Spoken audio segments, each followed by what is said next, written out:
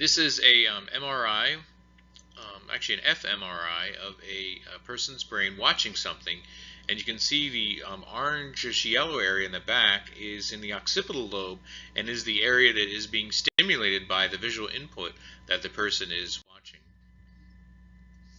If we look over here at this sort of part of the brain, we have the auditory cortex, and the purple, that's actually the temporal lobe, and we have the green area that's devoted to visual input processing in the occipital lobe. In the left hemisphere, there's actually two areas right near the auditory cortex that have been identified, such as Broca's area and Wernicke's area, and damage to any of these areas actually has a strong impact or profound impact on how people interpret speech as well as how they generate speech. And those two kinds of conditions are called aphasia.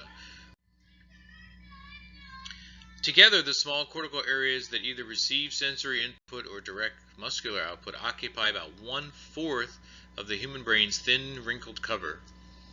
That's a pretty big space considering all the other functions that have to go on.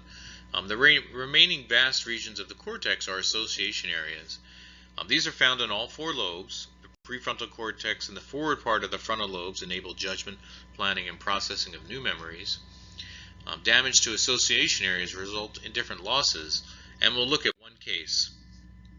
So this is a very famous case in psychology, and it's called the story of Phineas Gage. Phineas Gage had been impaled by this very large metal rod, and what ended up happening is that Phineas Gage was a pretty humble person, very trustworthy, honest, hardworking prior to the accident.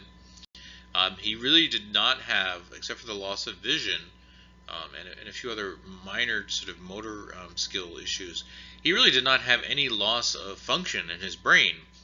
But after the accident, he was actually found to be very devious and untrustworthy and dishonest, compared to how he was before the accident, and that has been attributed to the particular areas, association areas that were damaged from this accident. So if the brain is damaged, what extent can it reorganize itself, and what is neurogenesis? If a hemisphere is damaged early in life, the others may assume many functions by reorganizing or building new pathways. We call this plasticity or neuroplasticity, and it is the brain's ability to change, especially during childhood. The brain reorganizes after damage or by building new pathways based on experience, but this ability definitely diminishes later in life and is not quite as quick. Neurogenesis is simply the formation of new neurons.